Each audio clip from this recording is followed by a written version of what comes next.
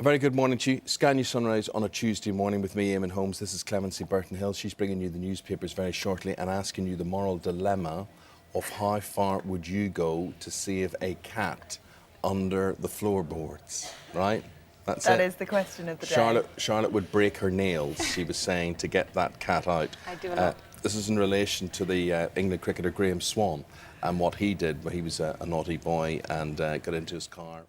OK, Charlotte's compiling your views on this one at Sky Charlotte and news@sky.com. And here she is with what else is happening. Then we've got Clemency with the papers right after this.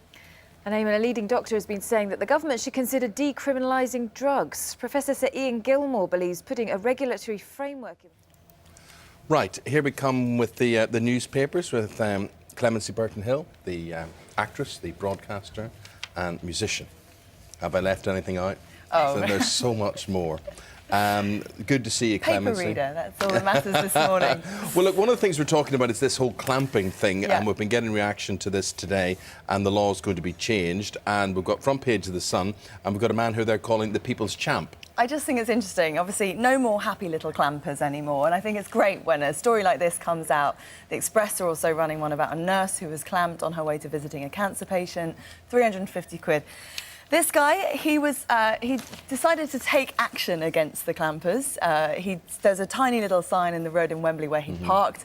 They slapped on fine after fine, clamped all four wheels of his car and gave him something like 40 parking tickets. So he basically just sat in his car for 30 hours. He knew he was in the right. They couldn't actually tow it away. Because that would have been kidnap and all sorts of other things. So that would have got them in a lot of hot water.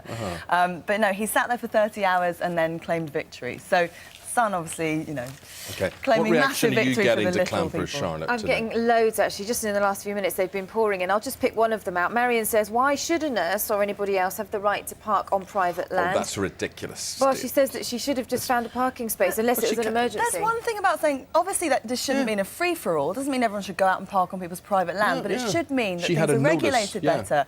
You know, put a sign up that people can read where there's no... Well, I hope that woman who wrote that email doesn't need medical attention or doesn't need some sort of personal attention where someone's going to park 4 or 5 streets away. I think it is also worth pointing out that the private clamping industry is allegedly worth £1 billion a year. And the judge who's made this decision, Lynn Featherstone will be making the announcement today, says that it does, in most cases, amount to extortion and theft. So that's what's going on behind it. Well, from extortion or theft to giving something back. And this is front page of the Daily Telegraph, and this is the former Prime Minister, Tony Blair, through his book sales. So Blair has pledged to give all proceeds and profits from the sale of his autobiography, A Journey, to the British Royal British Legion. Is that enough? Was that a good thing?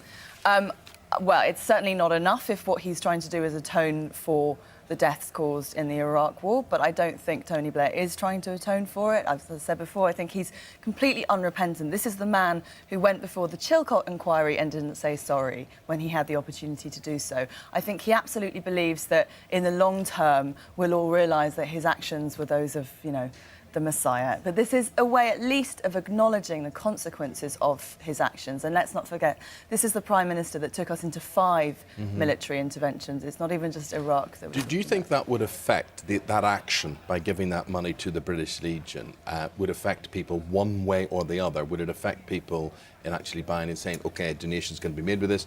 Or do you think people, just because of those actions, feel that they couldn't buy this book? I think it will exactly that. I think it will polarise people's responses to it. Some people will say, right, there's absolutely no way that I'm going to contribute to his blood money. I'm not going to spur him on and let him think that somehow he's atoned. And other people will say, well, you know what, 25 quid, if it's all going to, if every single penny, which is what he's saying, is going to go to the British Legion. OK, let us know what you guys think out there. news@sky.com, at Eamon Holmes is the tweet, at Sky Charlotte is the other one. And now here we come to the big story of the morning. This is the England cricketer Graham Swan, he was collared for drink driving, which he denies. And the reason he was his little cat was trapped under his floorboards, and he had to head out to Asda at 3 o'clock in the morning because he hadn't got a screwdriver. He'd been out drinking, celebrating his birthday. He found his cat at home in distress under the floorboard. So, yes, went to Asda for a screwdriver. What I love is the description of the police officer who pulled him over, saying that he came out of the car brandishing these screwdrivers and going, oh, no, don't worry, it's not what you think, it's not what you think.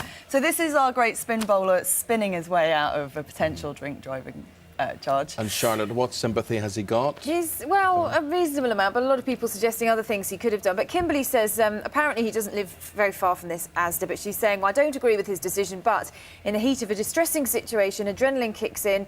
All he'd be thinking about is how to save his cat. But Glenys says, why didn't he ring for a taxi and ask the cab driver to get him a screwdriver? She says as well, she agrees with me. She'd have dug the floorboards up with her fingernails, and she says, shame on you. What? Because you'd have left the cat there to rot. I wouldn't. I'd have put a nice carpet over the top of it, but as soon the smell would have gone away, and you wouldn't have heard its cries after a couple of Snuffles would days. have been R.I.P. and no one would have worried about it. How does a cat get under your floorboards? I don't know. All sorts of little gaps. The whole but then they thing can't get just out. sounds a little bit shifty. if you Well, ask from cats to Lady Gaga and Lady Gaga's eyes. Tell me about those. Yes, well, I'm sure there are lots of parents out there who are worrying about Lady Gaga's influence generally on their teenage daughters, perhaps in terms of, you know, the way she dresses or the things she sings about.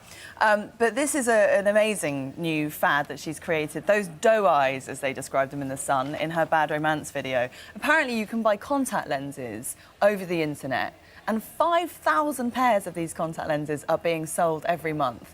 And apparently they're very, very bad for your eyes. So the Royal College of Ophthalmologists has pointed out that they might cause infections, they might cause abrasions, Gosh. corneal ulcers. So there you go. Not a Just good idea. don't follow the Gaga fashion Okay. necessarily when it comes to the All right, scary. Clemency. And Does could- anyone want to look like that? Do you... Well, are you wearing those this morning? Clearly those- not. Are those just As natural like doe eyes? the doe eyes, I know. Natural doe eyes. Not in evidence No. at this hour in the Charlotte morning. looks like Lady Gaga after a night Charlotte out. You know. always has the doe She eyes, has. though. She's used to the early morning. Thank you very much indeed. That's Thank Clemency you. Burton Hill. Those were your newspapers, and here comes Angelina Jolie. I have met William, and happily he's come out the other end, Deborah, and we have talked about this before, and it's all documented there. That's right, in the book. In your Yeah, book. So you have exactly. lived it, you have walked the walk, and That's right. you can talk the talk. The doctor, the professor, Sir Ian Gilmore, well, he's saying, you know, let's decriminalise all of this. Can you see any value in that at all? No, I can't. I can see the logic of what he means, because of course there are criminal gangs earning vast fortunes out of our young people. But I think the reality is that this system that he's talking about, I don't think it's going to work. I think there was a survey back in 2005 amongst children, and the fact that it is illegal puts a lot of children off. But he's saying in the last set of crime figures, for instance, there was no conclusive proof that drug laws were working. And what he wants to do is to treat the whole thing now like a health issue. So the way we would educate youngsters about, say, alcohol abuse, that is the way you should treat it. Yeah, well, I would totally agree that we need really good education in schools, which we haven't got at the moment. Under the last government, it was deemed the right thing to do with children is to give children informed choice on drug taking. In other words, the idea that they're going to take drugs anyway, so let's teach them how to do it safely. I think that is all wrong, and I think we can see the mess we're in, basically, with drugs in this country. And when you say children, I mean, let's get it clear. We're talking across the whole spectrum. This is not Yes. related to one social class, for instance, in this country. Yeah, no. I mean, what Sir Ian Gilmore is saying that all drugs should be legalised, and what I would say is, what about the children? At what age are you going to say that people can actually buy drugs? What are we going to do? Buy them over the counter? To me, this is an absolute counsel of despair. We're going to be talking more about this at about 8:30 this morning. So your views on this one at Sky Charlotte, and also news at sky.com. Quick roundup of the sport now. Here comes Jackie with that. Manchester United's Premier League title challenge got underway with a winning start last night. They beat newly promoted Newcastle 3-0 at Old Trafford. And with that, let's get the weather picture. Let's see, it was a good day for cricket. It didn't look at when I was coming in. It's not looking good, and the Test match starts tomorrow, I believe. So not cricket weather at all, more football weather, like I said earlier. We're going to see outbreaks of rain as the morning goes on, but things do get better as the day continues.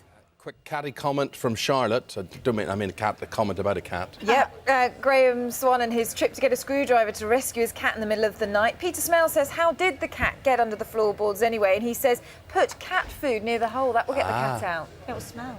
It's better than a dead cat. Back after. Environmental campaigners say the monarch butterfly is in danger of extinction. Severe storms have damaged a woodland sanctuary in Mexico where the butterflies gather in winter. Analysts say a record low number of the creatures have made the journey south, with numbers already threatened by illegal logging in the area. I'm very interested. Have you raised concern about the moths with people this morning? Have people... Butterflies. Yes. Has anybody been in touch?